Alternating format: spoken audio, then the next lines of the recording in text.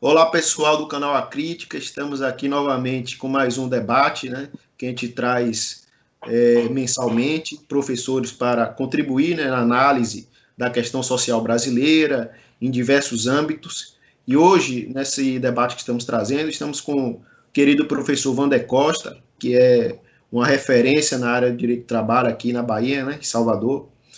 E, além de um grande amigo, é um cara que tem uma capacidade enorme de compreensão das questões das relações trabalhistas, né?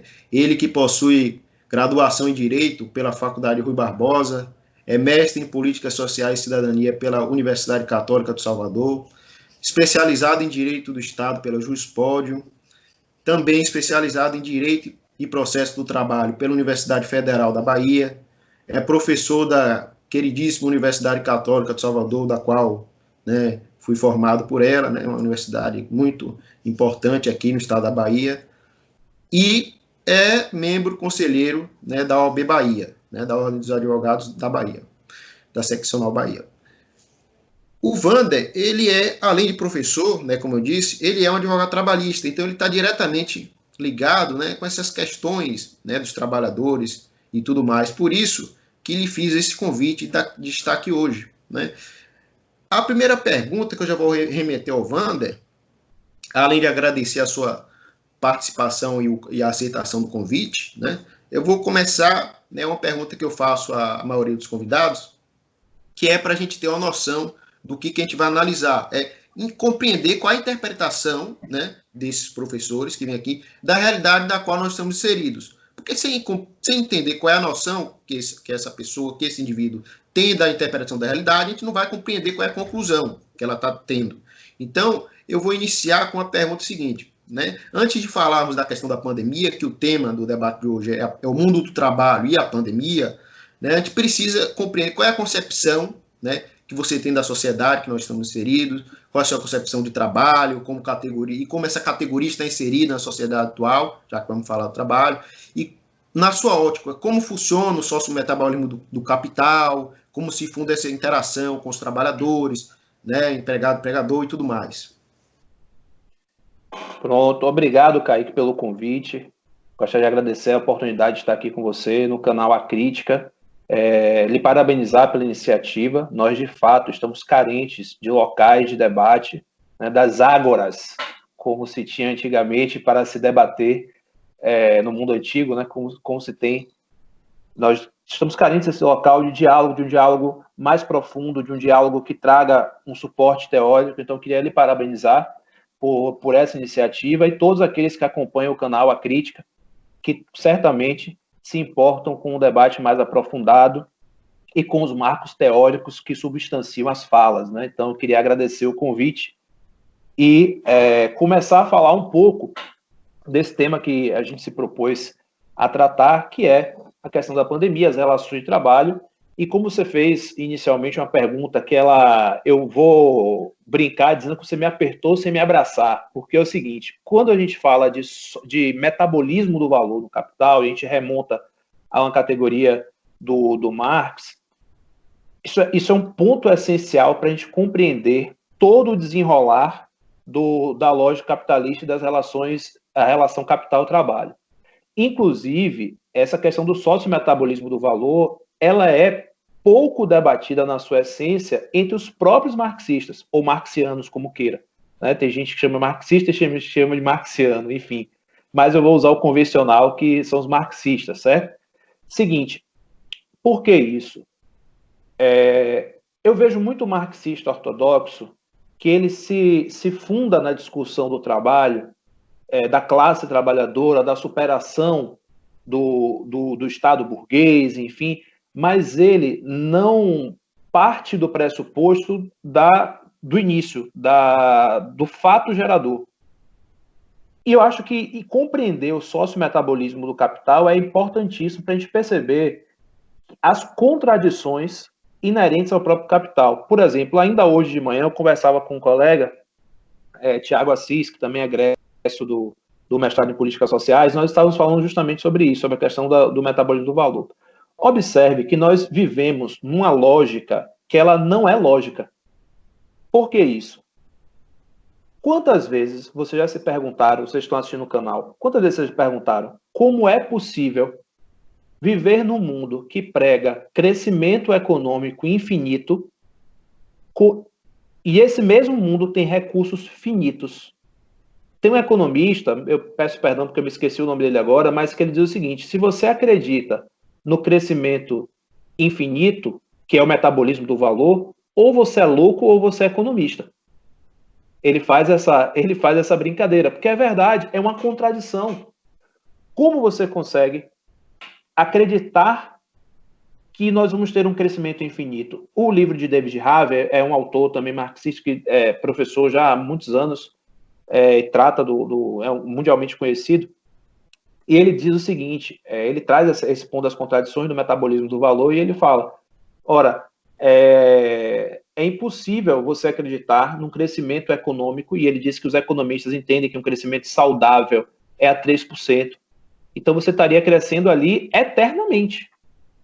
Vai chegar um momento que nós não vamos ter mais territórios para poder expandir o capital, isso já está acontecendo, nós não temos mais territórios para expandir, porque a primeira onda de globalização, a primeira onda não, mas vamos botar aí a onda dos anos 70, 90, mais ali para frente, essa onda de globalização foi justamente para se expandir territórios, para expandir esse capital em eterno metabolismo, como se fosse uma erva daninha. Como nós não temos mais territórios para serem, para poder expandir, se criou a ideia, né, ou se tornou mais forte a financiarização do capital, que é o capital virtual. Tudo parte dessa premissa do sociometabolismo do valor, do metabolismo do valor. E aí vem a outra questão, a outra técnica que está no próprio Marx, a outra técnica para que esse metabolismo do valor ele continue sendo ampliado, a primeira é novos territórios e a segunda é ampliar a exploração da classe trabalhadora. Então essa é a segunda técnica para que o capital ele consiga, digamos assim, fluir para a extração da mais-valia. Só que aí tem um outro problema que é o seguinte, aí começa a ter a contradição, porque para o capital expandir, ele também precisa de mercado consumidor. Ele não expande sem mercado consumidor. E mercado consumidor é classe trabalhadora também. Então é necessário que essa classe trabalhadora tenha poder de compra para que o próprio capital consiga fluir e consiga que essa premissa da ampliação do capital eterno, do crescimento econômico infinito, que ela tem algum tipo de vazão.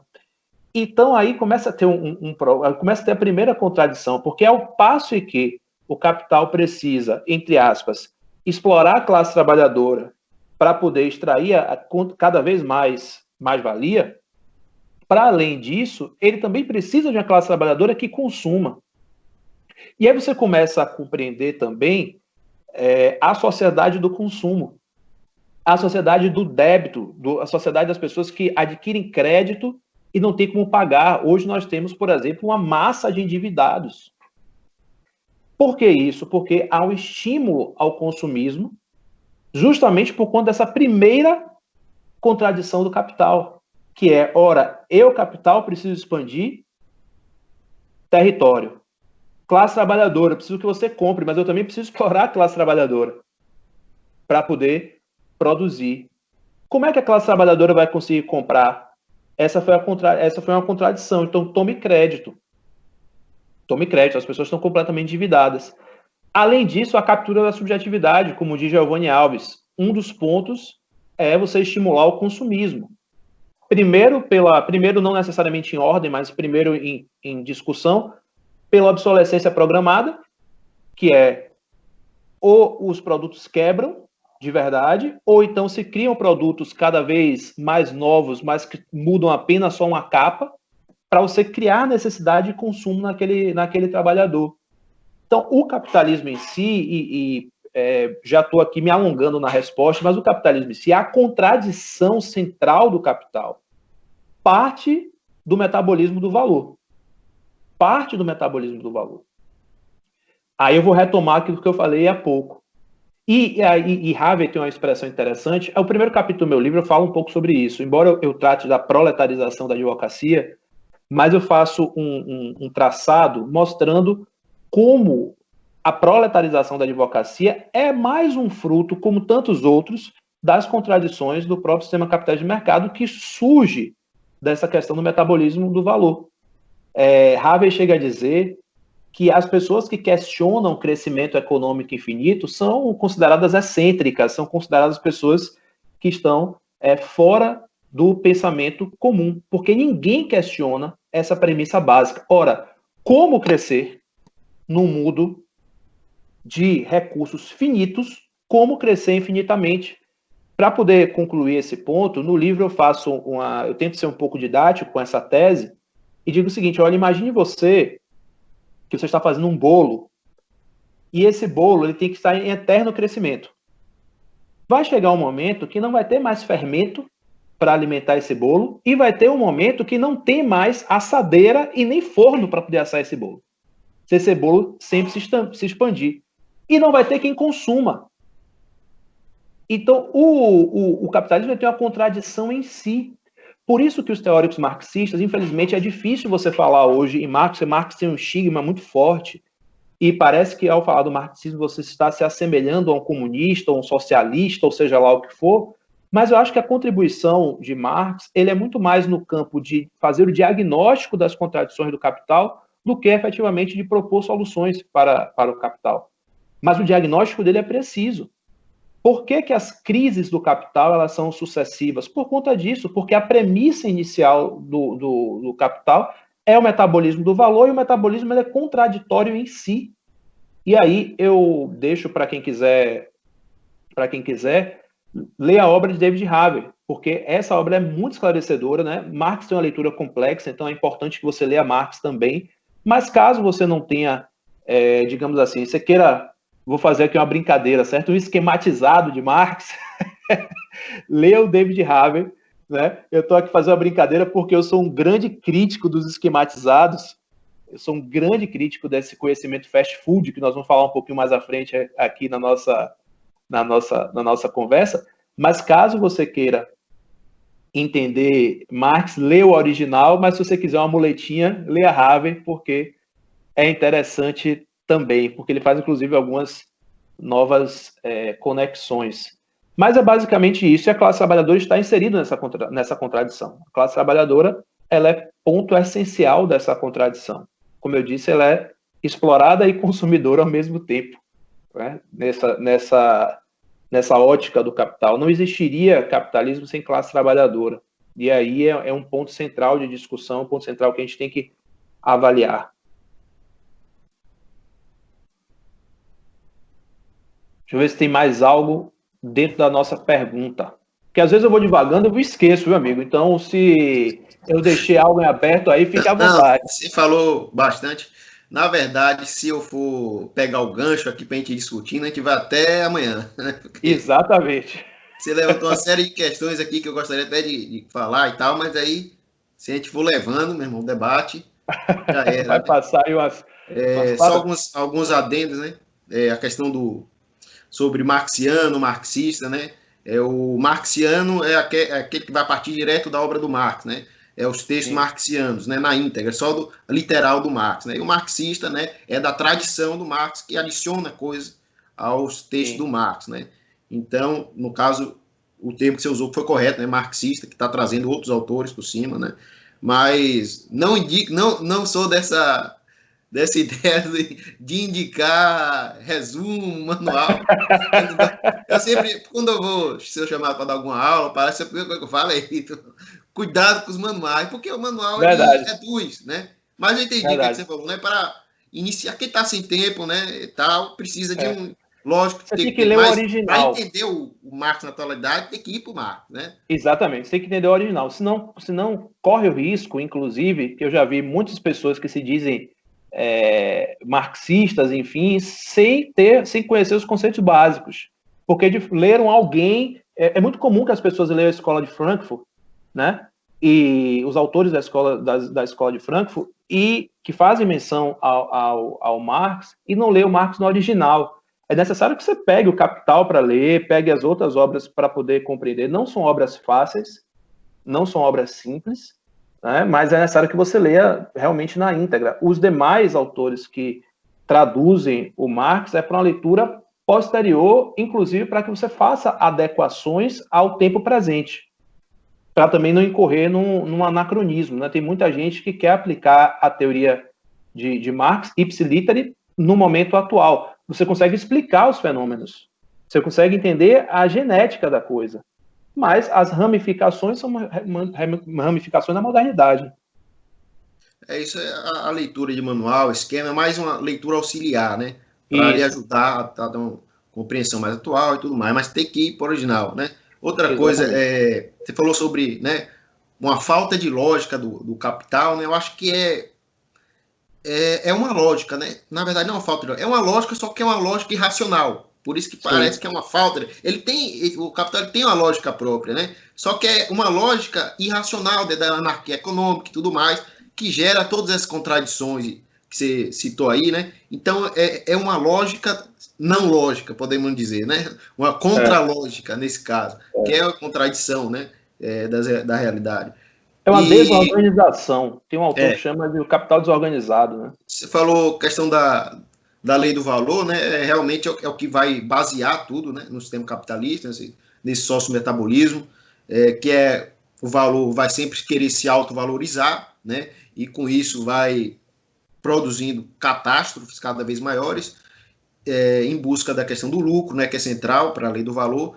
E é uma coisa até interessante, eu não vou entrar nessa questão, porque não é o debate aqui, porque a gente não vai debater especificamente a pandemia, mas se a gente observar, né, a forma como o capital vem sendo predatório à natureza, né, a gente vai ver que as questões orgânicas, elas também são impulsionadas pelo desmatamento, pela destruição da natureza. Então, a própria forma de a gente se organizar, né, nessas relações de produção tem reforçado, né, essas crises orgânicas. Não que as crises orgânicas não venham a acontecer em outros sistemas ou não aconteceu em sistemas anteriores, mas o capitalismo ele dá uma proporção, uma gravidade maior para essas questões, porque ele invade a natureza de uma forma desenfreada. E ainda mais, ele não consegue lidar quando essas crises orgânicas retornam a ele, né, porque ele não tem um planejamento. Então, ele não só agrava, como não consegue controlar as crises, que é o caso que nós estamos vendo agora, né? Nessa crise do Covid-19. Mas não vou entrar para a gente não ficar divagando.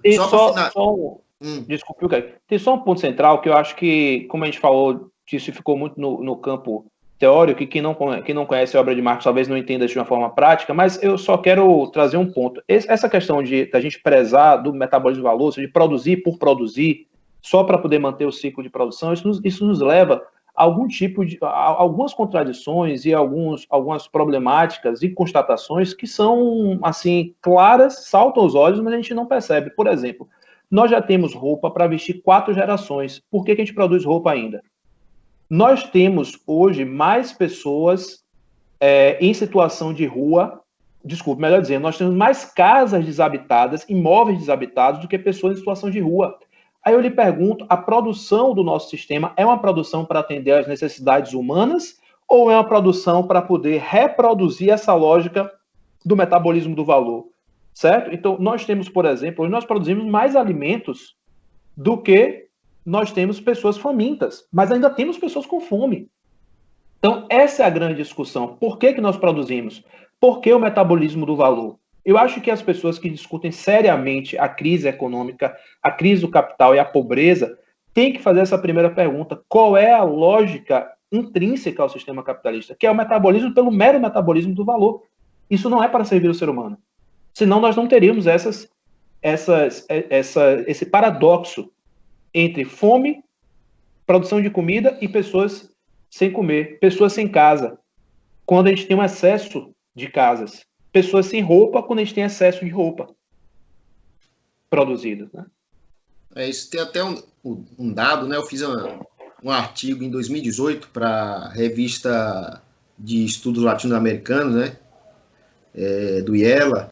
E em 2018, quando eu estava levantando todos esses dados, nós tínhamos quase 900 milhões de pessoas no mundo passando fome e tínhamos a quantidade de alimento 4 vezes maior do que a população mundial. Então, veja, produzíamos para alimentar 4 vezes mais das pessoas que tinham no mundo, que eram 7 bilhões e pouco. e tínhamos quase 1 bilhão com fome. Então, isso é...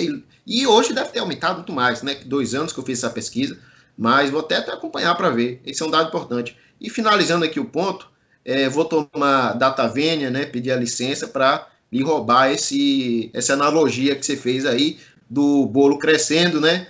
E não tem gente para comer, né? Para ilustrar a crise de superprodução. Vou fazer isso porque você fez também. Quando a gente foi apresentar lá na CEMOC, você disse que ia pegar minhas analogias todas, né, que eu usei do Marx na aula de economia, do Marx Zeone. Então, vou dar, Davi, vou pedir licença para lhe roubar essa também, para usar mais Fique adiante, né? Aí, para a gente ficar em empate, essa eu nunca tinha ouvido falar, né? O bolo, né?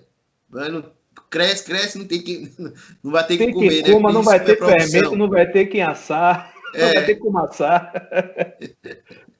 Mas vamos entrar agora na questão mais específica, né, do tema que a gente vai debater. Gostaria que você falasse um pouco, né, como é que estão, né, a maior parte dos contratos de trabalho nessa pandemia, as questões das demissões em alta escala, rebaixamentos salariais, né, o aumento do desemprego que está aí muito grande e principalmente, né, o aumento da informalidade, né, a chamada uberização do trabalho, né, o que tá e que parecia, né, que ia gerar aqueles seres empreendedores, e nós estamos vendo aí que, na verdade, não é assim, e eles já estão se organizando enquanto classe, né? Vimos aí no dia 1º, né, o break, né, que teve. Então, a gente já começa a perceber que eles começam a ter o entendimento não de classe para si, mas classe em si. Eles mesmos começam a compreender que eles não são empreendedores, né? Eles são trabalhadores precarizados. Não que fizesse esse panorama geral na pandemia e sobre essa questão da uberização que só tem aumentado, né?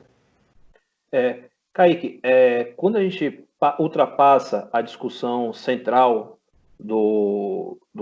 das contradições do capital, a gente entra numa discussão prática, que é o seguinte: olha, nós sabemos que o capital sempre tem as suas contradições, e eu acho importante a gente falar isso, até porque seu canal, eu tenho certeza que as pessoas que nos ouvem são pessoas que têm um estudo mais aprofundado, então vão entender o que a gente está tratando.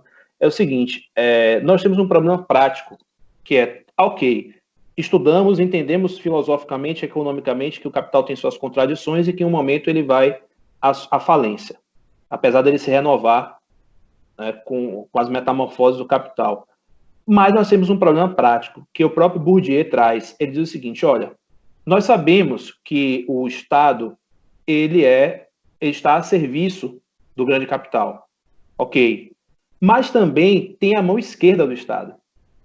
Bourdieu fala da mão direita e da mão esquerda. O que é que ele está querendo dizer? Da disputa, inclusive da disputa jurídica. Porque tem uma questão, para quem trata do Marx de maneira mais ortodoxa, que ele traz o seguinte: o Estado serve como elemento de dominação, o Estado, o Estado burguês produz as leis, e as leis são leis burguesas. Isso aí, para quem tem uma base teórica neste campo, compreende, beleza, mas não é só isso. O fenômeno ele não é estanque. O fenômeno ele não está parado. Ele está em eterno movimento. É a dialética, né? Então, ele está em eterno movimento. Então, tem a disputa. E essa disputa acontece também dentro do âmbito do legislativo e do Estado. Inclusive, a legislação do trabalho, embora eu ache que ela seja uma legislação conservadora na sua essência, mas, inegavelmente, ela traz para a classe trabalhadora condições melhores de vida, ou pelo menos trazia antes da famigerada reforma trabalhista. Trazia. Mas o que tem acontecido é o seguinte: o mundo do trabalho tem sofrido na pandemia um problema terrível, isso agravado no Brasil, pelo total desgoverno que nós estamos enfrentando. A OIT tem um dado que está sendo ampliado para 25 milhões de postos de emprego perdidos durante a pandemia. No Brasil, nós temos mais de 12 milhões de desempregados, e aqui vem um dado que linka com o que você trouxe, que eu vou falar um pouco da uberização. Nós temos 40% das pessoas economicamente ativas no Brasil vivendo na informalidade. Isso é um dado muito curioso, porque é a sociedade do não emprego formal, vivendo de bico, vivendo completamente marginalizado. 40% da população economicamente ativa do Brasil. Esses dados são recentes. Agora, salvo engano, de maio. Salvo engano, de maio. Então, 40% é um índice muito alto. Aí a gente trata, vamos para a questão dos uberizados. Eu vou pegar os trabalhadores que estão laborando em bicicleta. E aí não tem como, eu orientei uma aluna recentemente, tratando justamente do perfil desses trabalhadores, porque qual era o objetivo da pesquisa? Era compreender esse cenário e perceber se essas pessoas podem ser ou não consideradas, entre aspas, empreendedoras, e melhor, se eles podem ser ou não considerados empregados da plataforma. E é o seguinte, ficou claro na pesquisa dela, nós utilizamos a pesquisa da Bike Aliança, alguma coisa assim, salvo engano, é o que fez um perfil desses trabalhadores. Esses trabalhadores, eles laboram mais de 12 horas por dia, estão desempregados, geralmente, a maioria deles são jovens e negros, aí tem a questão de raça sendo discutida, jovem e preto, certo? Então tem essa questão de raça sendo discutida, sendo colocada como categoria. Só tem aquele trabalho como fonte de renda, não tem outro trabalho como fonte de renda. Trabalham todos os dias, em jornadas completamente exaustivas e ganham menos do que um salário mínimo. Aí eu lhe pergunto, essa pessoa tem alguma condição dessa pessoa ser colocada na categoria empreendedor? Jamais. Isso é uma falácia. Isso, na verdade, é o discurso utilizado, e esse discurso não é de agora, esse discurso ele é instrumentalizado e se tornou mais forte no pós-fordismo, no toyotismo, e aqui eu indico, quem quiser, uma leitura interessante, a leitura de Giovanni Alves, que fala da captura da subjetividade. Também tem Richard Sennett, de A Corrosão do Caráter, se a gente quiser estudar de uma forma mais aprofundada esse debate, mas eu deixo a dica de Giovanni Alves, que é o seguinte, começa a se criar essa ideia do trabalho autônomo, do empreendedor, eu vou fazer vou criar um termo, né, a googlalização das relações de trabalho. Você pode assistir um filme, tem um filme que é bem bobo, mas é um filme que, quando você compreende as relações de trabalho, sobretudo a mudança do Fordismo para a chamada acumulação flexível toyotista, que é os estagiários, você consegue perceber claramente como tem uma nova forma de captura da subjetividade do trabalhador, que ele, o próprio trabalhador, alienado dos meios de produção, alienado não só dos meios de produção, mas também com a alienação do seu campo ideológico, ele passa a entender, passa a querer compreender, passa a querer passar para esse trabalhador que ele é partícipe daquele projeto. Por exemplo, até a própria forma de se comunicar. Veja que você não chama mais trabalhador de empregado, você chama de colaborador. Né? Você não chama mais de empregado. Isso tem um peso simbólico. Isso tem um peso simbólico.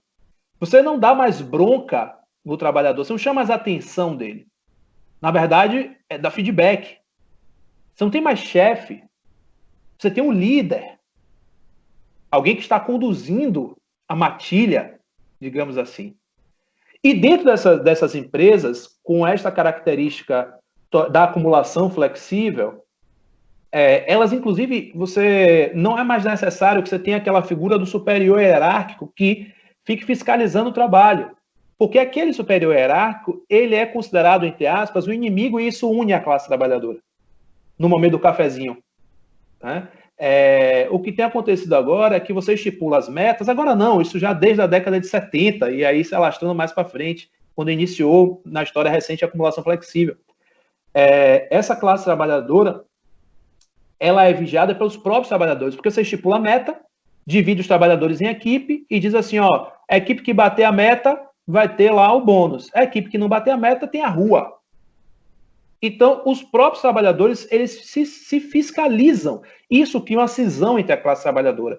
Fora isso, há um ampliar das terceirizações, que aqui no Brasil há uma legalização da precarização do trabalho, tanto pelo aspecto jurisprudencial quanto pelo aspecto legal, que é a terceirização ampla e restrita.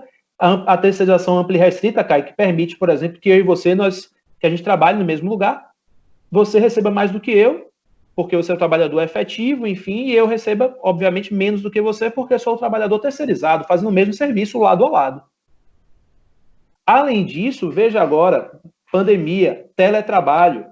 Muita gente está achando legal, né? O teletrabalho. Eu acho que os meios tecnológicos estão aí, de fato, para serem utilizados. Mas tem uma questão que é o seguinte: se o teletrabalho começar a se alastrar muito, há um impacto na desmobilização da classe trabalhadora, porque em suas casas não tem um momento do cafezinho para poder discutir os pontos e problemas em comuns, né? Fora isso, a própria reforma trabalhista, ela aniquilou os sindicatos. Veio para poder acabar mesmo a possibilidade do direito de resistência.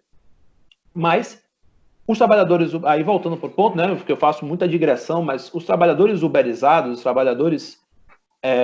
trabalhadores informais, Ricardo Antunes tem um livro que é Adeus ao Trabalho, e a gente começa a falar de uma sociedade do desemprego estrutural e do trabalho supostamente autônomo. Na verdade, não é. Essas categorias, como eu falei agora há pouco, eu acabei de traduzir quem são esses trabalhadores uberizados, os que laboram por bicicleta, em bicicleta, na verdade é uma forma de exploração irrestrita que se tem. Olha como é cruel você carregar comida nas costas e não poder comprar aquela comida. Isso é algo extremamente cruel que a classe trabalhadora tem enfrentado. E o aspecto, digamos assim, ideológico, ele vem com a questão da flexibilidade do trabalho, que é legal, porque é cool você trabalhar de uma maneira flexível. Isso são formas para traduzir, são formas apenas de ampliar o processo de precarização das relações de trabalho. E aí eu tenho que fazer uma crítica, infelizmente, à própria Justiça do Trabalho, que não conseguiu ainda alcançar na exata medida o que é este fenômeno da uberização. Nós ainda estamos fincados na ideia fordista do trabalho. A gente está discutindo o que é subordinação. A subordinação hoje não pode ser mais com o vínculo empregatício que garante ainda algum tipo de proteção social. Ele não pode ser mais compreendido como a subordinação fordista do da ordem. Tu diz assim, você vai fazer isso, aquilo, outro. Não necessariamente, você tem que ampliar a discussão para a subordinação estrutural.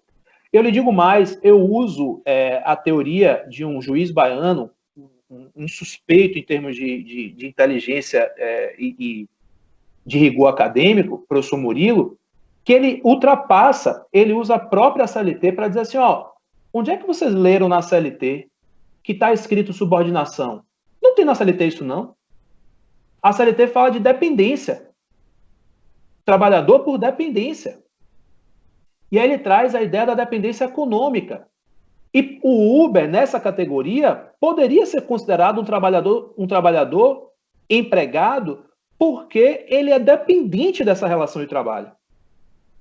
E essa categoria que ele traz, que eu acho adequada, até porque retoma o ponto original, que é o seguinte: daqueles que têm o meio de produção com aqueles que não têm o meio de produção.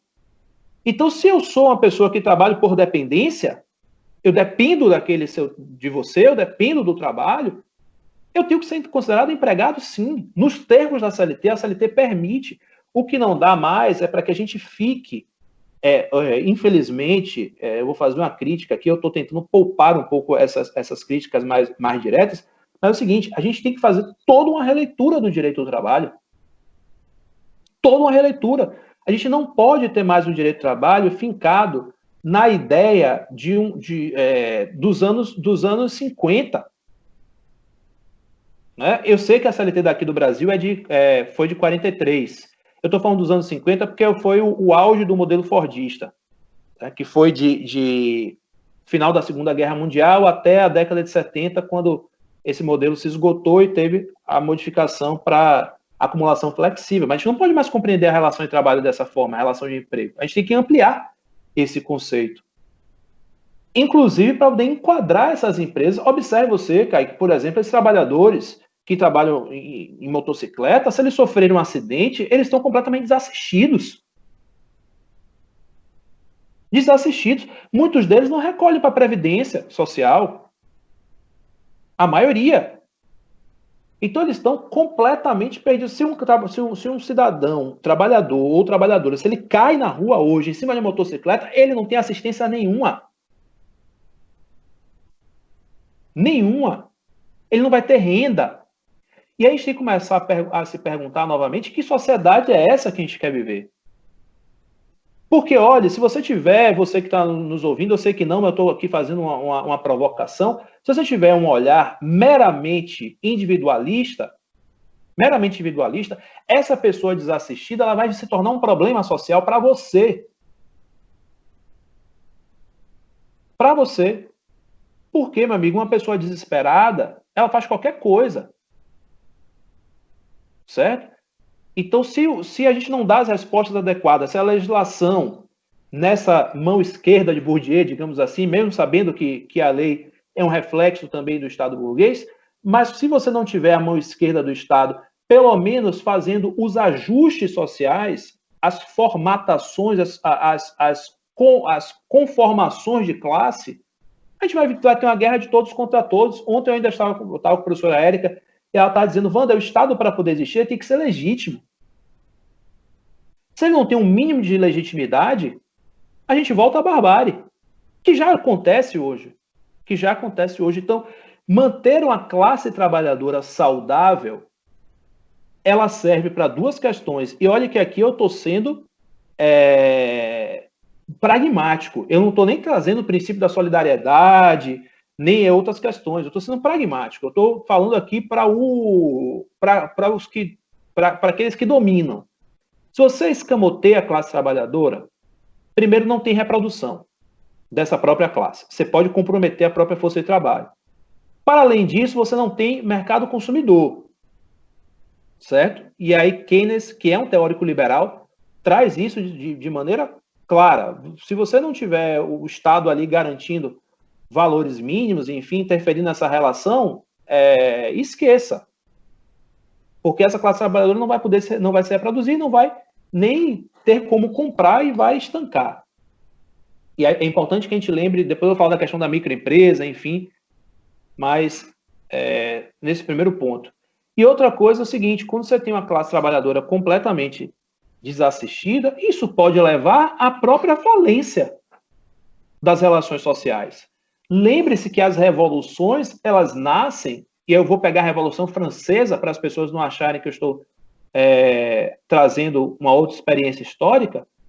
A revolução vem quando uma determinada classe não se sente, quando não tem mais as conformações sociais. Quando a linha de conformação social é rompida, acabou.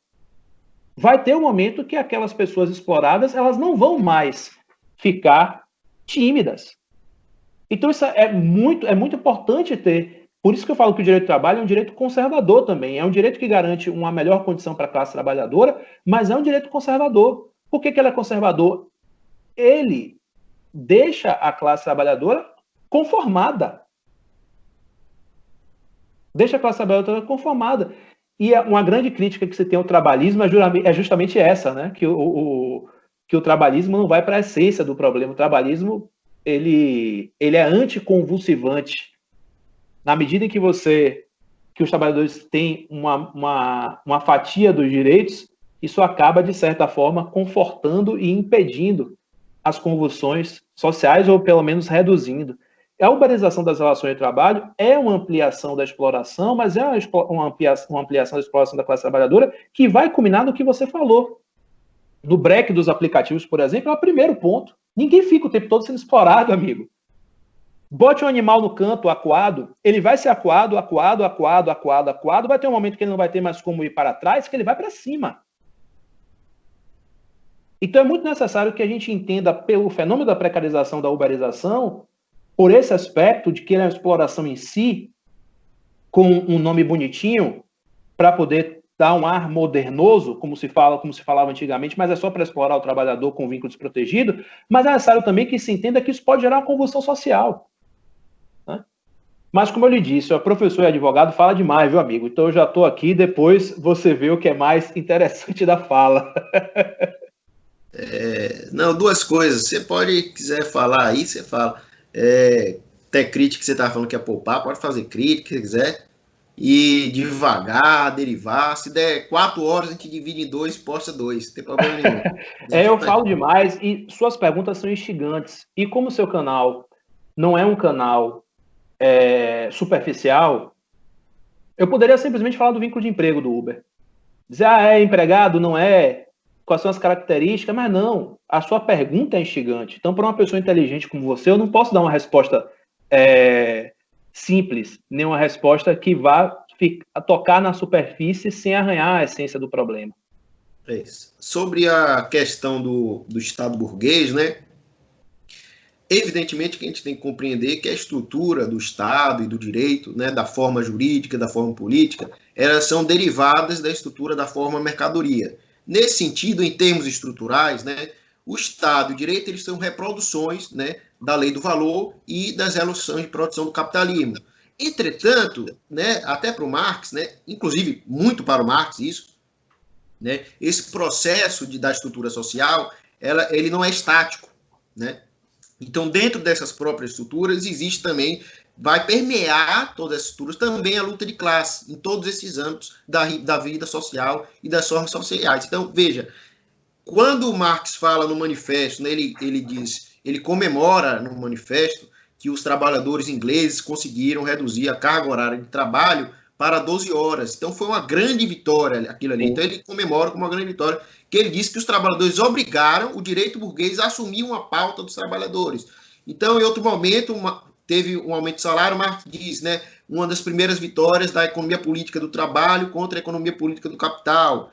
Tem também no Guerra Civil na França, onde o Marx defende a questão do sufrágio universal como uma forma dos trabalhadores poderem se organizar melhor. Então, não que ele defendesse o sufrágio como uma estratégia final, como um princípio, né, a democracia burguesa como um princípio universal, mas como um passo de poder se organizar melhor do que na ilegalidade. É bom lembrar que o Marx ele recusou a militar na Liga dos Justos, porque ela tá no primeiro convite, porque ela estava na ilegalidade. Então ele diz, não, a gente não vai conseguir reunir trabalhadores na ilegalidade. Então, ele foi o primeiro motivo que ele recusou a primeira entrada. Depois que ele foi entrar, quando eles já estavam mais organizados, e aí depois eles mudaram o nome para a Liga dos Comunistas, por causa do Marx e o Engels, essa história não vou repassar aqui. Mas então, para o Marx, né, o que nós temos que entender é que, em última instância, essas estruturas elas não podem mudar a sociedade em sua dinâmica estrutural, né?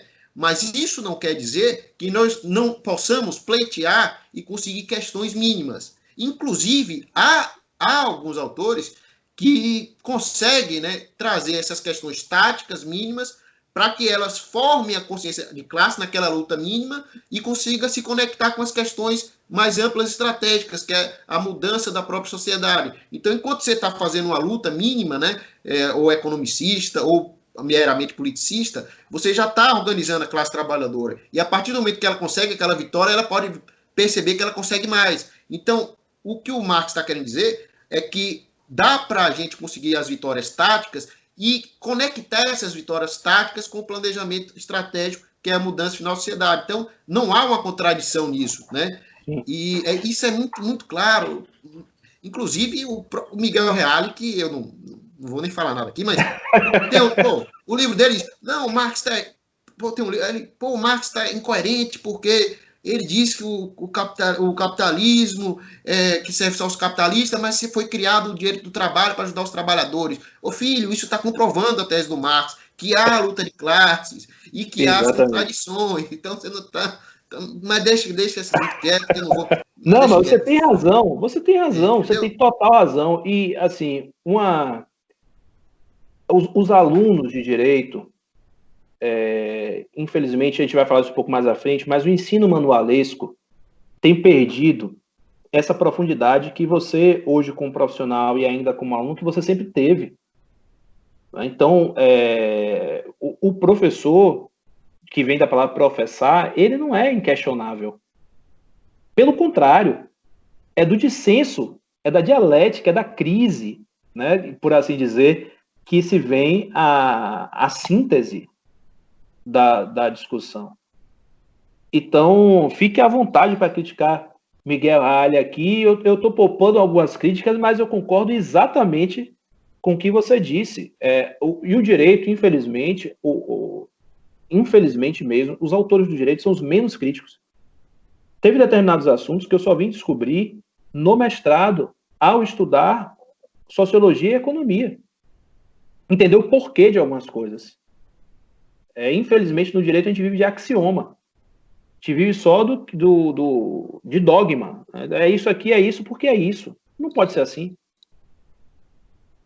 Porque naquela mesma palestra eu falei, não, tá, o direito sempre existiu, traz a comprovação antropológica, historiográfica, não tem, é metafísica só, nada. Mas não vou discutir isso aqui, né?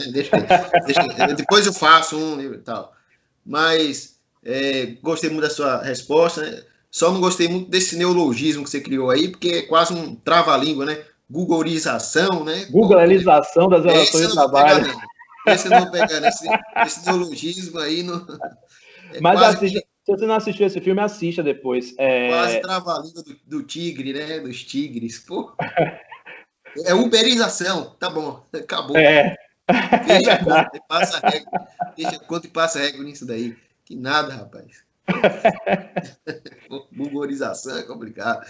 Porque o Google, a Google dá a ideia ainda de um trabalhador feliz. E a uberização, para mim, é uma ampliação da googlerização das relações de trabalho. Aí, tá vendo? Eu me travando. Mas assista esse filme. É um filme bobo. É um filme de sessão da tarde. Mas se você souber fazer a leitura do trabalhador fordista para acumulação flexível, depois, se você quiser, a gente pode até fazer um cine debatendo esse tema aí, porque eu acho que é interessante esse filme para falar da questão da precarização do trabalho e das novas formas de reprodução do capital. É isso. Sobre essa questão da questão do colaborador, tal, isso aí é só ideologia, né? É forma ideológica. Né? Você já expandiu muito bem, eu acho que eu não tenho muito a acrescentar sobre isso. Né? Então, na próxima pergunta, né? Queria saber a sua opinião sobre essa questão do auxílio emergencial que saiu aí, que foi proposto pelo governo R$200, depois a oposição, por intermédio de alguns partidos, tentaram 1.200, mas acabou fechando 600, né? E tal. Que não é também muita coisa, mas já, né? O que você achou desse auxílio, né?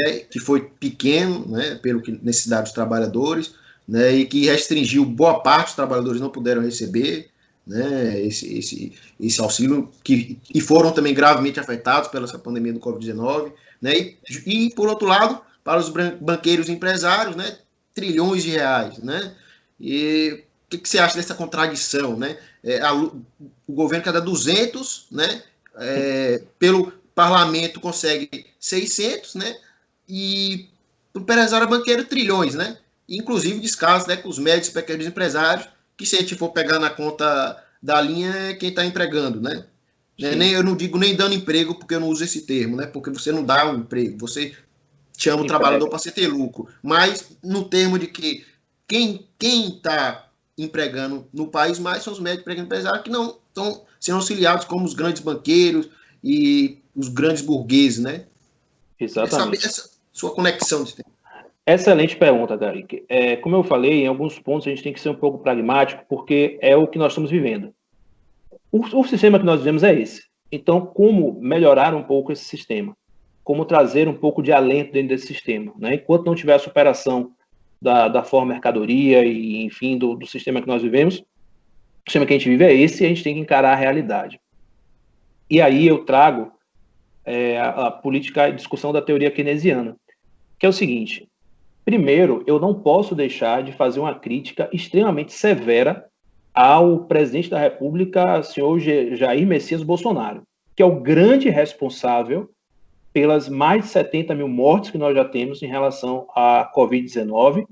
Para além disso, é o grande responsável, ou irresponsável, né, para fazer aqui um trocadilho, é o grande responsável pela pobreza extrema que o país foi lançado. Kaique, Bolsonaro, ele trabalha com caos. Ele só governa com caos. Porque, na verdade, o caos ofusca a total incapacidade que ele tem de gestão. A total incapacidade. Então, ele cria uma rivalidade no país, ele cria fatos para que seus apoiadores fiquem cada vez mais radicais, para que apoiem ele nesse radicalismo. Então, hoje, ele tem perdido muito apoio com as camadas mais elevadas da população, mas ganhou apoio com as camadas mais baixas, é o que diz as pesquisas. Eu vou, daqui a pouco, tentar explicar um pouquinho por quê, certo? Mas ele tem 25% ali, que está diminuindo um pouco, a 20%, de pessoas que são fanáticas. Eu me perdoe, mas a gente já chegou num ponto de saturação que eu não tenho outro adjetivo, essas pessoas são fanáticas.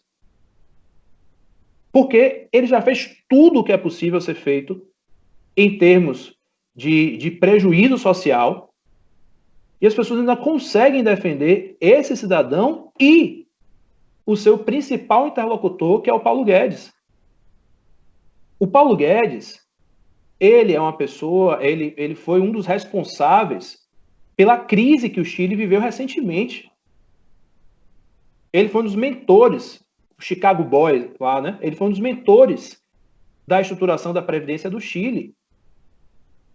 O que teve reflexo agora nas gerações. Todos vocês se lembram o que aconteceu no Chile recentemente. Então, Paulo Guedes foi uma importação de lá. Paulo Guedes participou do governo Pinochet.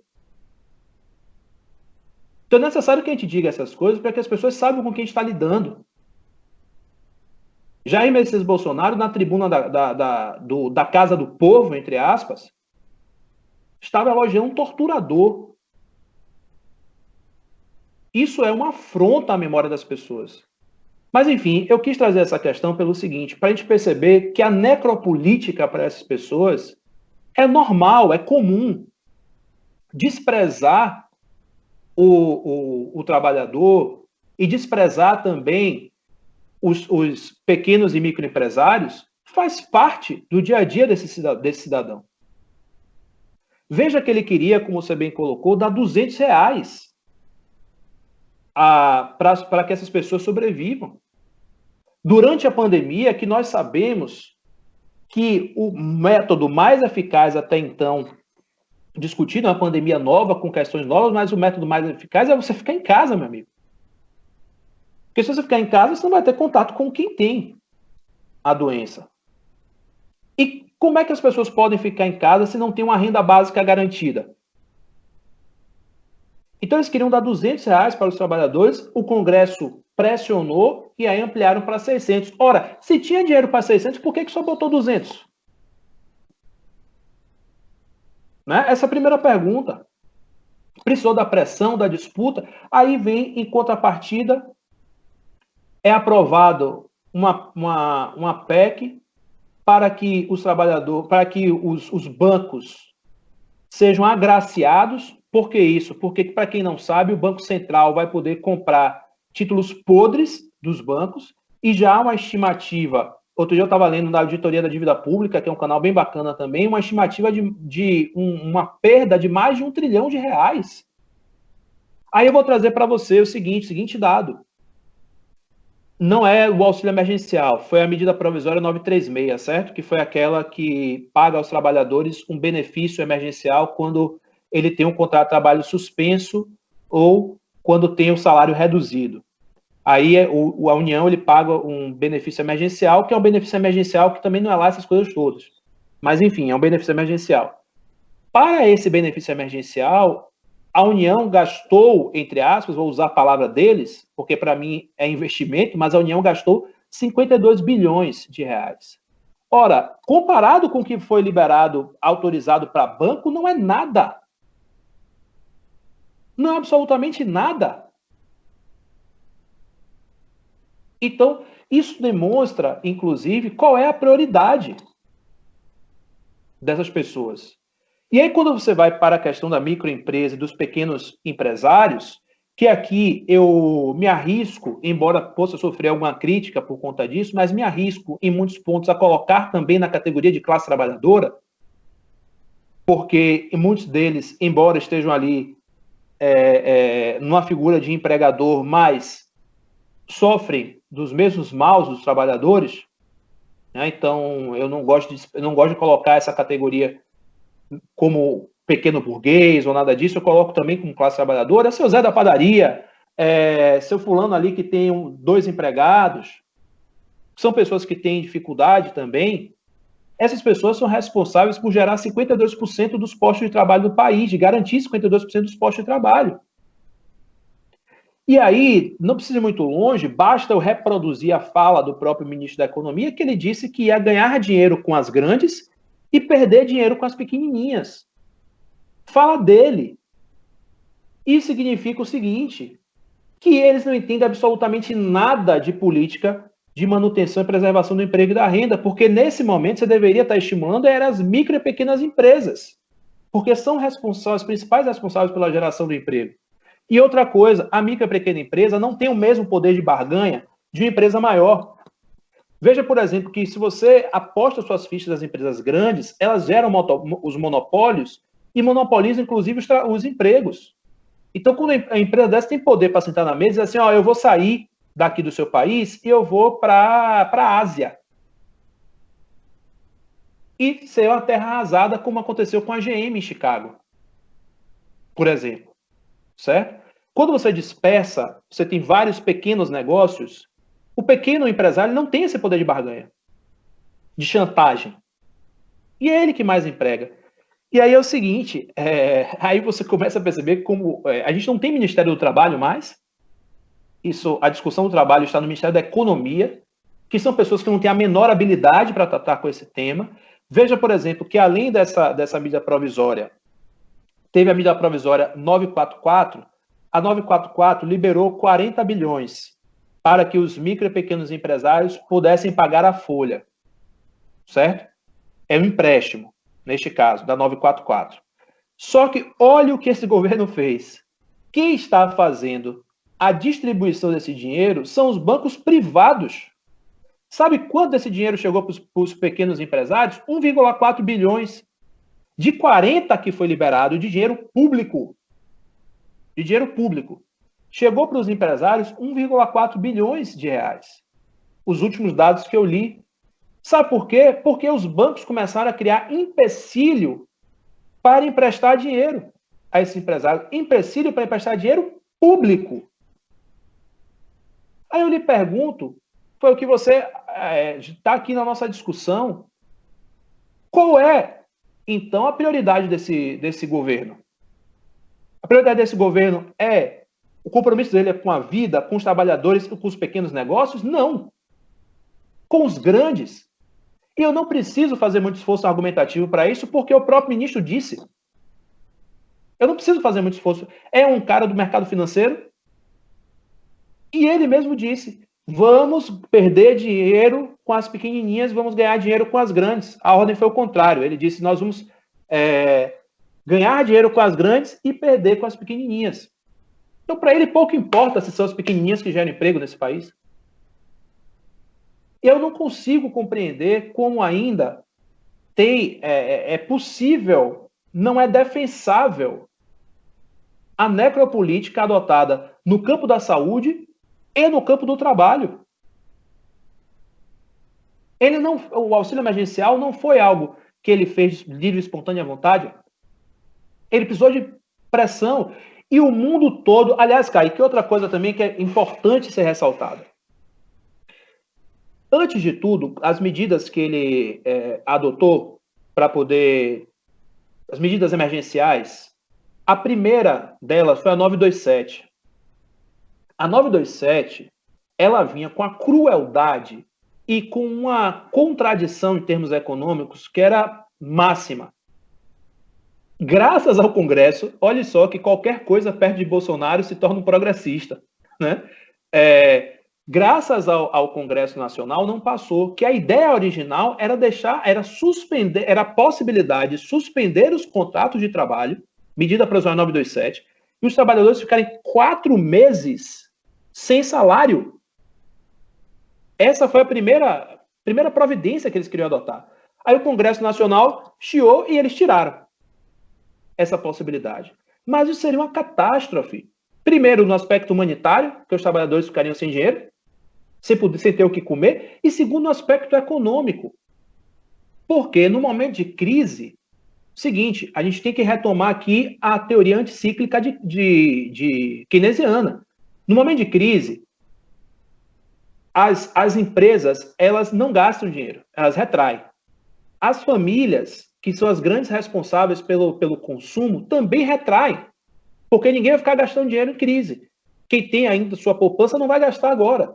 Quem é que tem, então, possibilidade de fazer investimento? É só o Estado. Se o Estado, e olha que eu estou falando de um autor liberal, tido como liberal, né? Que se opõe ao liberalismo, mas não se opõe tanto assim, porque ele não foge da categoria. Mas eu estou falando de um autor clássico nesse ponto. Então, se o Estado não fizer esse aporte financeiro, aí vai quebrar tudo de vez. Então, esses R$600 também, ele não serve só ao trabalhador, ou o trabalhador eu estou chamando enquanto classe, né? Porque eu sei que ele foi liberado para os autônomos também. Ele não serve só àquela pessoa. Não é só uma postura humanitária. Também para que a pessoa se mantenha, porque qual é a nossa ideia de sociedade? A pessoa tem que se manter, não vai poder morrer de fome. Mas, para além disso, é para poder circular os negócios também, circular a economia. Então, esses R$600 ele tem várias interfaces. Mas o governo Bolsonaro não se importa com isso. O governo Bolsonaro se importa em escamotear cada vez mais os trabalhadores, ampliar a precarização das relações de trabalho e não tem nenhum compromisso com os micro e pequenos empresários, que são os que mais empregam no país. O compromisso dele é com as grandes empresas, com quem financia essa ideia do Paulo Guedes. Ô, Wander, eu gostei muito da sua fala por um fator muito crucial, né? Você falou do governo, mas você pegou no ponto-chave, né, que é o Paulo Guedes. É o que eu vejo que a mídia não faz, ninguém faz, né? É o Bolsonaro que é maluco, né? Que ele é, ponto. Mas nunca entra na questão, né, do programa econômico, né? Por quê? Porque é o programa que eles querem, né? Para a classe dominante. Então, é sempre só o Bolsonaro, que é antidemocrático, e pronto. Mas, veja, para além dele, tem o Paulo Guedes, que é o cara que está gestando esse programa, né, de barbárie, né, um programa absurdo, ultraliberal da classe dominante, né. Então, acho que eu não esperava que você fosse chegar a falar nesse ponto, pensei que você ia falar. Então me contemplou muito que você conseguiu, né, chegar na questão central, né. Bom, beleza, o Bolsonaro é louco, mas quem está por trás desse programa econômico de massacre aos trabalhadores? Quem que é? Qual que é a agenda? É a agenda liberal. Exatamente. É o Paulo Guedes. Então, temos que ter... Claro, Bolsonaro é um antidemocrata, louco, tal. Mas precisamos também compreender a raiz do seu programa econômico que vem massacrando a classe trabalhadora. Né? Eu acho que tem que se destacar isso, porque isso não se fala em lugar, né, nas grandes mídias, grandes portais, né, até dos portais críticos, critica o Bolsonaro, tal, mas o Guedes ninguém, porque não fala nada, né? Porque é justamente a agenda que eles querem, né? Por exemplo, a Rede Globo, que fica batendo o Bolsonaro o tempo todo, eles só queriam alguém como o Alckmin ali, que não fosse louco igual o Bolsonaro, para poder conduzir essa agenda. É só isso. Para não atrapalhar o jogo dele. E justamente, acho que esse ponto foi central, né, que você trouxe, para a gente compreender que há um problema muito maior do que a sandice do Bolsonaro. Né? É o programa que está se colocando em marcha hoje no país, né, que é um programa completamente barbarizante. Né? E tem uma questão, e eu tenho refletido muito sobre isso, que é o seguinte: eu não topo nenhuma frente supostamente democrática que não fale do direito dos trabalhadores. Não contem comigo. Eu não vou bater palma para maluco dançar. Eu não vou tentar tirar o Bolsonaro para botar outra marionete para manter a mesma matriz econômica. Não conte comigo para isso, porque a gente vai estar brincando de fazer democracia. Então, eu disse isso para vários amigos inclusive do campo de esquerda. Eu falei, olha, essa conversa de frente ampla democrática para poder tirar Bolsonaro, mas sem discutir a questão central, que é a questão do trabalho, da precarização do trabalho, não conte comigo. Se for para manter esse aspecto liberal, é brincar de fazer democracia, e aí eu não estou nessa. Não vou embarcar nessa. É isso, tira o Bolsonaro, deixa o Mourão, que vai seguir. Tem que sair a chapa toda. Na real, é essa, né, a questão. E mudar o aspecto econômico. Mudar isso, a chapa inteira. Bolsonaro, Guedes e a trupe liberal, que tá com ela. E olha que eu nem quero muito. Se nós tivéssemos. Eu não estou nem pedindo ruptura, se nós tivéssemos uma. Deixa eu dizer a você, rapaz. Diga. Eu acho que você foi até meio complacente, né? Chamar o cara de senhor, cidadão, né? Um desgraçado mesmo. Pode usar, o YouTube não corta, não. Negócio de cidadão, senhor Bolsonaro, é um miserável. Esse miserável aí, pronto. Negócio de cidadão, rapaz. Aqui não tem censura, não. Tem que falar o que é mesmo. O que é. Só um detalhe.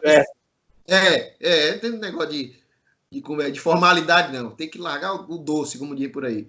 Mas, só retomando um outro ponto, que eu esqueci de falar, vou indicar aqui um livro sobre a questão que você estava falando de direito do trabalho, né, ele ser anti-revolucionário, anticonvulsionante, o livro A Legalização da Classe Operária, do Edelman. Então, quem quiser saber mais sobre isso, essa indicação. Agora, então, na outra pergunta... Eu tenho esse livro. Maravilha. É bom. Só que ele tá meio descrente com a esquerda e tal, mas na época que ele escreveu, ele era de esquerda, né? Mas acontece. Outra coisa que eu lembrei aqui, quando você falou, né? Perto do Bolsonaro, todo mundo é progressista. Eu me lembrei até, estava falando do Miguel Reale, estava discutindo outro dia com meu pai, né? Porque ele também é da área jurídica e tal. Ele, esse Miguel Reale Júnior, pelo menos é um reacionário escroto, mas tivesse pelo menos a capacidade intelectual do pai. Eu falei, rapaz, pare com isso. Esse negócio de que tá na academia porque ele era reitor da USP, mas não sabe quase nada. E pronto, acabou. Vou dizer mesmo. Horrível, pronto, acabou. E aí eu lembrei quando você falou isso daí, porque perto dele, qualquer coisa é progressista, até o filho é perto do Miguel. Porque quem conhece a história dele no integralismo, na ditadura militar, o que eles fez com os estudantes, os professores que foram torturados da USP, que ele denunciou como esquerdista, e por quem sabe a história dele de militância. Aí eu digo essa analogia. Perto do Miguel Reale, até o Bolsonaro é progressista. Então, essa porra de Miguel Reale, esqueça isso.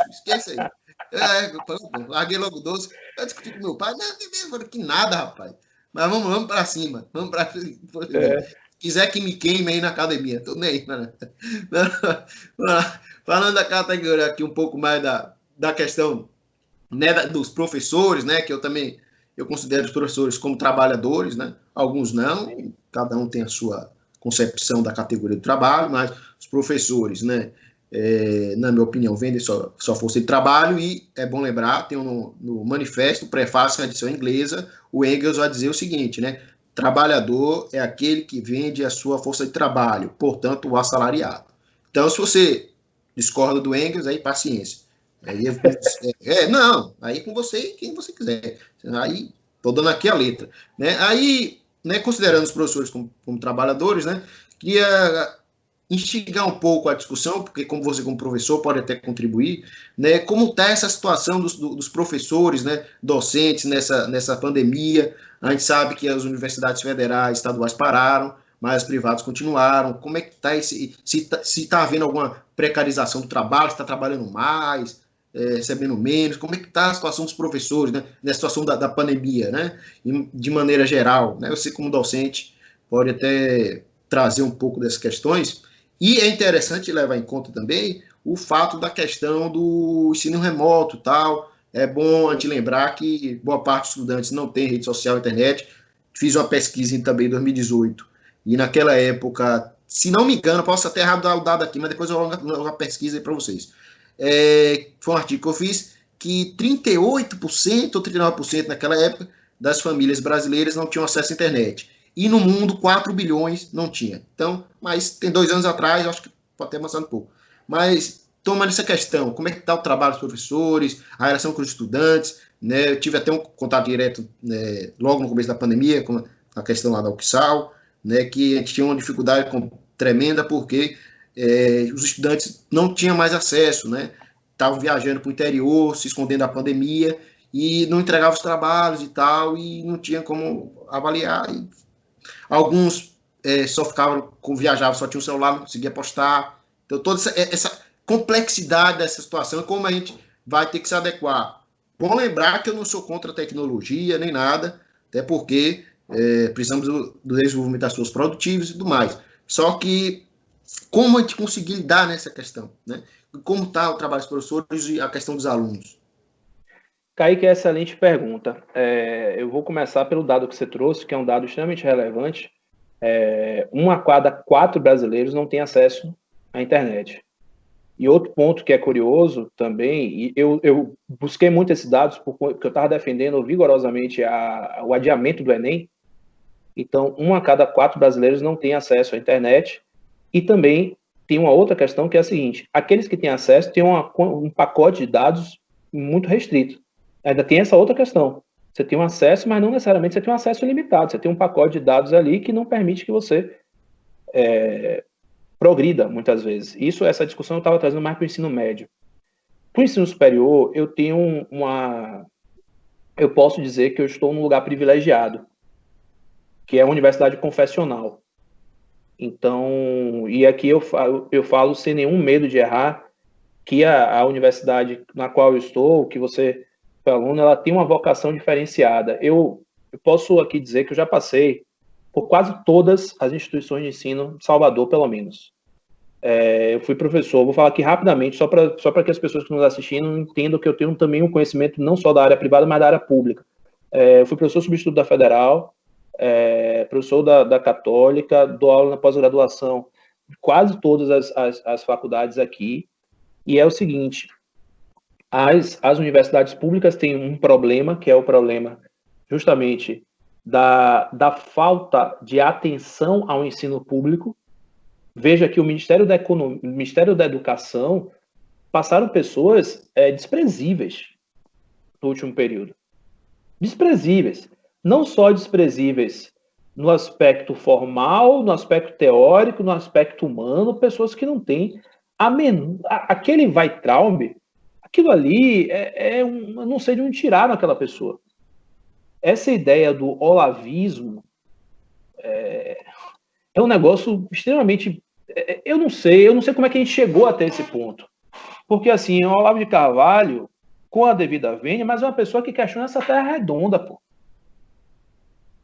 Então, como é que você vai discutir com uma pessoa que vive num mundo paralelo? Como é que vai gestar políticas públicas com pessoa que vive num mundo paralelo? Como é que um ministro da educação, e nós temos preciosidades nas universidades, sobretudo as públicas e as confessionais, nós temos verdadeiras preciosidades em termos de pesquisa, de ensino e de extensão, pessoas sérias trabalhando, e vai dizer que é um campo de maconha, né? Então, é um negócio assim que a baixeza argumentativa dessas pessoas nos leva ao abismo que nós estamos vivendo. Então você assiste, olha que eu assisti muito pouco, viu? Eu lhe confesso, mas assisti por curiosidade. Uma aula desse guru ideológico dessas pessoas, é um cara que fala de uma maneira pobre, de uma maneira assim, chula. Eu, sinceramente, não tem como você discutir com uma pessoa que entende que a Terra é plana, pô. Não tem como, não há diálogo possível. E aí é o seguinte: então, a desarticulação do Ministério da Educação, depois veio aquele outro, me esqueci o nome dele agora, que mentiu no currículo, né? Mas eu quero fazer uma observação aqui do racismo estrutural brasileiro. Ele mentiu no currículo, estava todo errado. Mas o que ele fez foi muito menos do que o Weintraub fez, e as críticas que foram dadas a ele, ao Weintraub, não foram na mesma proporção. Eu acho que a questão de raça influenciou diretamente nesse ponto.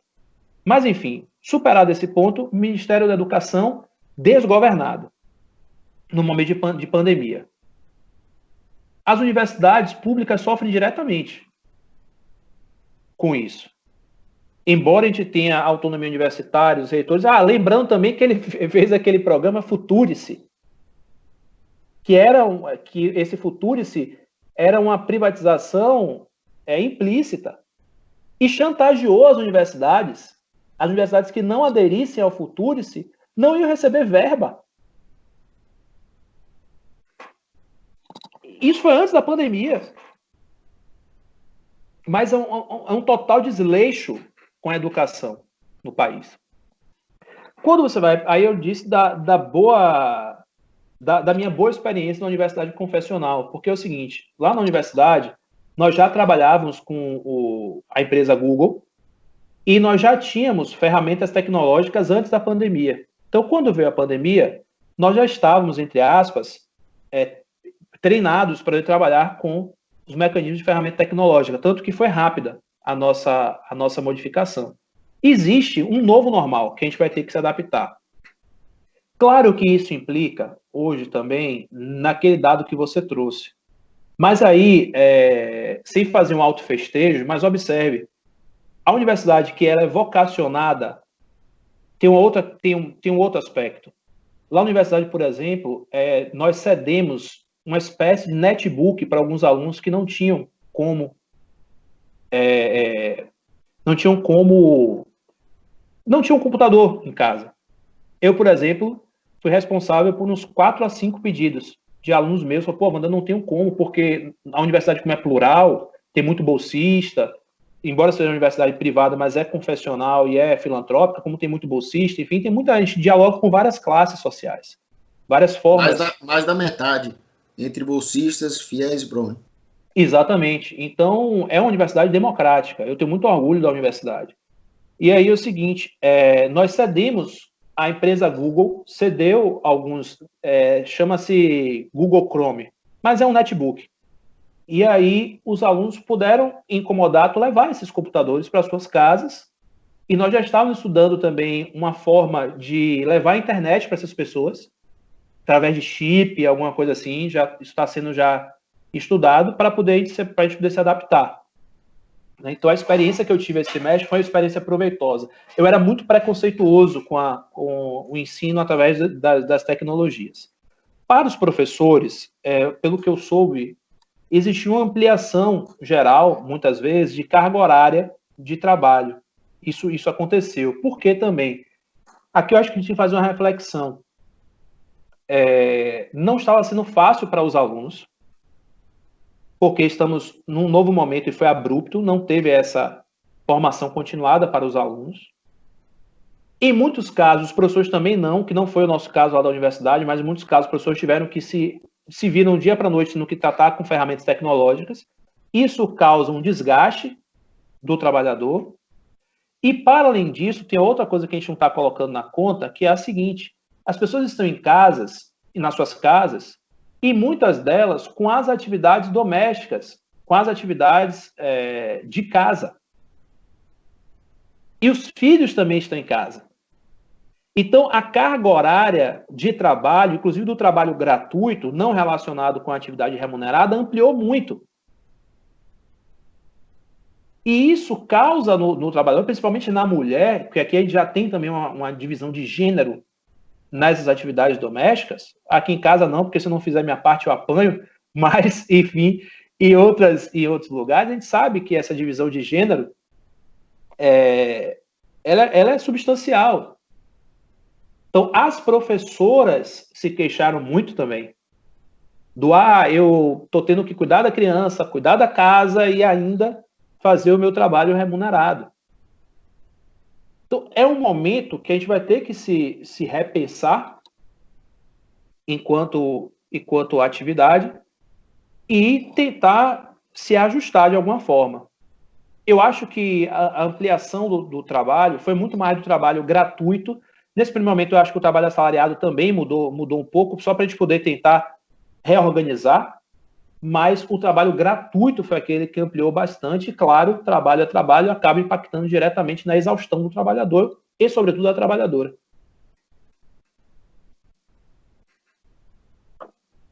Agora, o trabalho remoto, eu não falei disso agora, mas porque eu vi que tem uma questão do ensino EAD mais à frente na nossa conversa aqui, então eu vou reservar uma discussão própria para o ensino EAD quando chegar um pouquinho lá à frente. O que é que eu acho da questão do ensino EAD, à distância.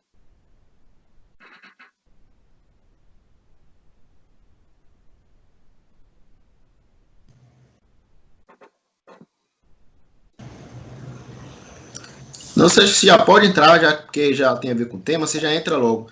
Eu só... Quer que eu fale, então? Já, porque já é do tema, por isso que eu segurei aqui o microfone para você, mas só acrescentando uma coisa, eu acho que essa questão do aumento do trabalho, ela vai acontecer, né? Porque é a mesma coisa do teletrabalho, né? O cara acha que, eu vou trabalhar a hora que eu quiser. Só que aí, meu amigo, ele vai, o seu empregador vai lhe passar o dobro de trabalho. Você vai trabalhar a hora que você quiser, só que você vai trabalhar o dia todo.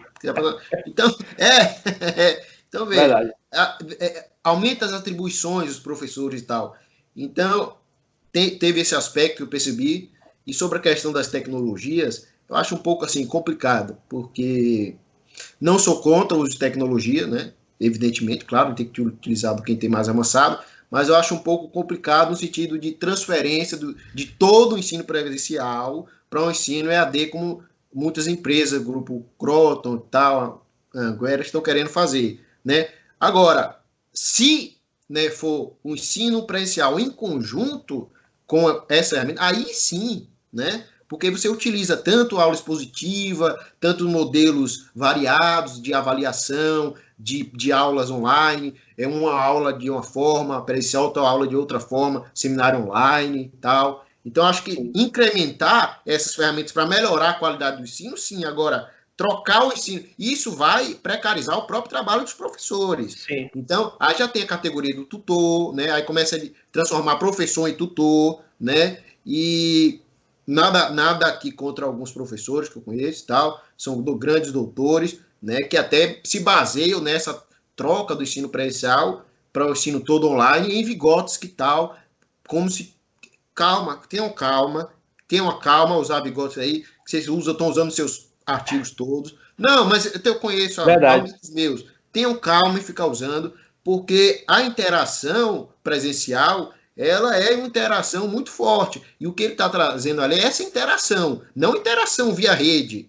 Então, tenham calma, fazer um transplante de uma teoria dessa forma anacrônica. Mas Sim. Não sou contra a tecnologia, agora dê esse detalhe que eu coloquei aí. E cuidado com Paulo Freire e Vygotsky, que vocês estão usando todos os artigos de vocês nisso daí. Tenha calma. Tenham calma. Kaique, você trouxe exatamente o que eu ia falar, a crítica que eu ia fazer. É o seguinte, também não sou contra a tecnologia. A tecnologia, ela tem que servir as pessoas. Acho que a gente tem que diferenciar o ensino EAD em dois polos. Vou falar da parte boa e depois vou falar da parte ruim. Como tudo na vida é dialético, né, nesse caso. A parte boa é o seguinte, se a tecnologia for utilizada para suprir as necessidades humanas, o que não é, na maioria das vezes, veja, por exemplo, quando a gente vai falar de mais-valia relativa, a gente sempre volta para o velho barbudo, né? Quando você vai falar de mais-valia relativa, uma grande crítica que se tem dos pontos tecnológicos, olha que ele falava disso lá, na Revolução Industrial e pós-Revolução Industrial, o seguinte, olha, nós temos as máquinas fazendo o trabalho e diminuindo o tempo de trabalho, mas as jornadas estão aumentando, o que é uma contradição. Como é que eu tenho uma máquina que, por exemplo, antes eu produzia 10 peças em 8 horas, agora eu produzo 10 peças em 1 hora com a máquina? Como é que a jornada pode estar ampliando? Então, a máquina e a tecnologia, quando ela é utilizada pela lógica do metabolismo do valor, como nós falamos mais um ponto mais atrás, a gente tem que botar o pé atrás. Quando ela é utilizada em benefício do trabalhador e do ser humano como um todo, aí ela é bem-vinda. Quando a gente fala de ensino EAD, e aqui eu estou me sentindo muito à vontade no seu canal, eu acho que foi a entrevista mais à vontade que eu me senti, porque eu tenho evitar... Você sabe que, em razão do preconceito, eu não trago mais as categorias de Marx. Eu falo de Marx com outros nomes, porque você é logo repelido quando você fala de Marx, que é um grande teórico, concorde a pessoa ou não, mas enfim, o ensino EAD, neste ponto, quando ele serve para, por exemplo, interiorizar a educação, você vai para o sertão da Bahia, que você não tem como transportar uma estrutura, ou não tem como transportar, ou então a esfera privada não vai querer transportar para o interior da Bahia. Porque não vai ter lucro, né? A velha história do primeiro ponto. Exatamente. Não quer transportar para o interior da Bahia, por exemplo, para a zona do Cisal, lá no interior desse mais longe, ele não quer transportar para lá a sua estrutura. Mas lá pode chegar o ensino à distância, através das ferramentas tecnológicas. Então, assim, e tem as universidades que são universidades polo, enfim, que as pessoas saem das suas casas para ir para lá, mas às vezes aquela pessoa não tem condições de ir também. Porque mesmo que a universidade seja pública, por exemplo, nos polos, demanda transporte, demanda, às vezes, moradia, depende do lugar. Enfim, então, nesses casos de interiorização do conhecimento, de acesso ao conhecimento para pessoas que antes poderiam estar alijadas, aí eu acho interessante. Também é interessante, eu fiz esse semestre alguns seminários, webinários virtuais, alguns webinários, e eu pude trazer pessoas de outros lugares, de outro país, para poder discutir na nossa universidade. Pude trazer, por exemplo, eu vou dar só um exemplo, no webinário que a gente fez, eu trouxe Bezerra Leite, que é um autor do processo do trabalho extremamente reconhecido. De repente, se não fosse por essa ferramenta tecnológica, ele não viria, por agenda, por custo, enfim. Isso é bom. Ponto ruim é o que está por trás do ensino EAD. Aquele que não é para emancipação, mas sim para ampliar o grau de exploração e para reduzir custos. Aí está o problema. E aqui eu tenho que fazer uma avaliação que esse mercado da educação cresceu muito. Mas a gente ainda tem um déficit educacional, mas cresceu muito. E cresceu na esfera privada, quando eu acho que nós deveríamos ter prestigiado as confessionais, sem fim lucrativo, e as públicas. Mas cresceu muito a esfera privada. É um negócio da China, como se diz por aí. E não é à toa que os grandes grupos empresariais do mundo vieram para o Brasil. Porque nós tínhamos um mercado consumidor que necessitava de vazão e tínhamos o financiamento via financiamento público. Então foi um mercado que foi altamente explorado. E aqui eu não estou fazendo uma crítica à inclusão, não, nem às políticas públicas de inclusão. Acho que são necessárias.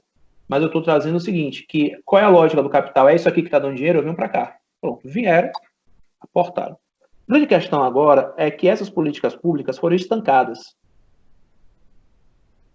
Então, essas empresas que vieram para cá, para o Brasil, sobretudo, elas estão enfrentando agora um momento que não é mais um momento tão atrativo como era antes. O que eles estão fazendo para poder reduzir os seus custos, se tornando cada vez mais agressivos em termos de política empresarial? É o que eu falei lá atrás. Voltamos para o velho barbudo. Qual é a forma do capital se metabolizar? Ou expandindo para novos territórios, o que eles já fizeram quando vieram para cá, ou sacrificando o direito trabalhista para manter o seu lucro. Como é que eles podem sacrificar o direito dos professores, enfim, para reduzir o seu custo para ampliar o seu lucro? Seguinte, EAD é uma opção. O MEC permite, salvo engano, eu não sei se estou atualizado, mas permitia pelo menos que 40% do curso fosse EAD, à distância. Aí o que acontece? Essa pessoa vai, esse empresário, ele vai dizer, então vou transformar 40% do curso em EAD. Porque eu pego um professor só, que vai gravar uma aula, e, como você bem disse, boto os tutores. E aí os tutores não são pessoas, em tese, entre aspas, né, que têm a qualificação acadêmica mais baixa. Só tem a qualificação acadêmica mais. Dada a precarização, talvez nem tanto mais. Talvez os doutores e mestres já estejam ocupando espaço de tutores também. Mas você pega um professor para fazer isso. Esse EAD é ruim. Esse que não tem o intuito da emancipação. Esse que não tem o intuito de você utilizar as ferramentas tecnológicas a bem do aluno e a bem do docente e da sociedade. Esse que tem como visão só o lucro e rebaixar o patamar do ensino, esse aí é ruim. E eu tenho muita preocupação do ensino 100% EAD.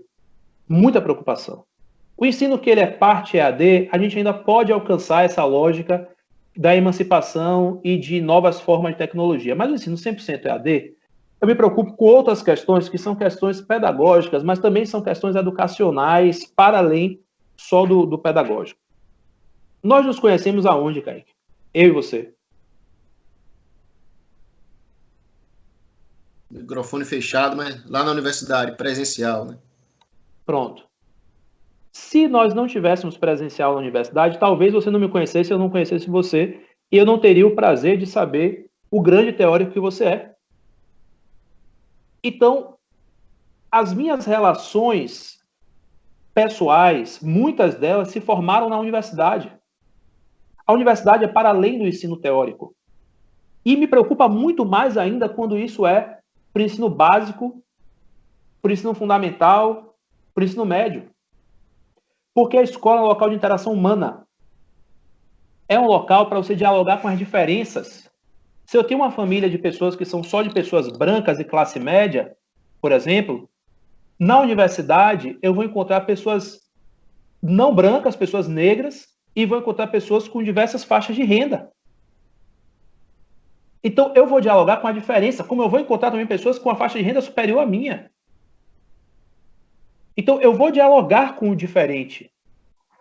Eu vou ter uma universalização do conhecimento, não só pelo aspecto teórico. O que vale mais para mim numa universidade é a sala de aula, mas são as relações humanas que ali são construídas. Isso me causa um grande problema. Outra coisa é a regionalização do ensino. É necessário que você tenha uma regionalização do ensino. Eu não posso ensinar para um menino da Bahia, por exemplo, eu não posso deixar de ensinar para um menino da Bahia o que é Salvador, o que é Acarajé. Eu não posso, quando ele estiver sendo alfabetizado, por exemplo, porque aquilo ali é da vida dele. Eu não posso privar as pessoas da sua cultura. E pelo ensino EAD, esse que é padronizado, vai ser mais uma caixinha que as pessoas vão estar privadas das suas culturas. E privadas da interação social. Então, o ensino EAD, ele tem um problema que não é só um problema metodológico, pedagógico.